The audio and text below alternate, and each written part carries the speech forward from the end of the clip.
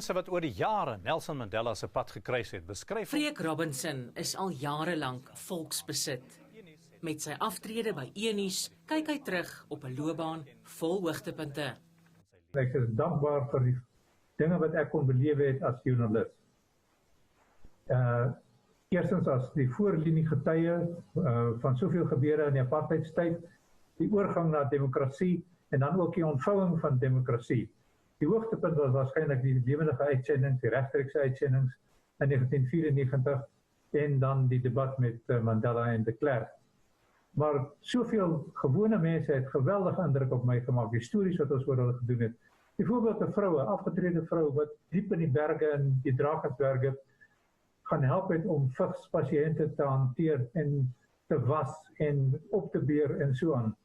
Daai klein heldedade van mense het werklik 'n groot indruk op my gehad en dit was 'n voorreg om soveel van ons Suid-Afrikaners te leer ken en vriende te maak en ondersteuners te kry. Freek Robinson het oor die afgelope 45 jare instelling in die Suid-Afrikaanse journalistiek geword. Nie net op televisie nie, maar in vroeër jare ook op radio. Dit was vir ons hier by E-nuus 'n geweldige voorreg om vir amper 10 jaar lank saam met iemand soos Freek te kon werk. En ek dink elkeen van ons het iets by hom geleer.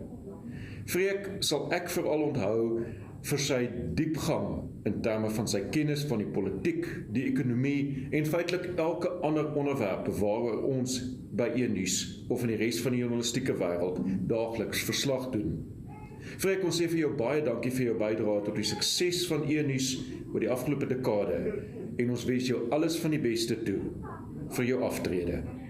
Freek het 'n baie groot bydrae gelewer tot Kyknet.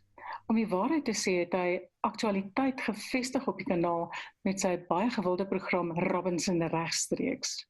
Maar hy is ook baie meer as net 'n nuusanker. Hy is verpersoonliking van nugterheid, diepgang en deeglikheid. Freek, dankie vir 'n loopbaan gewy aan inligting en die begeleiding van Suid-Afrikaners in 'n opwindende en grensverskuivende tyd. Ons beste wense vergesel jou.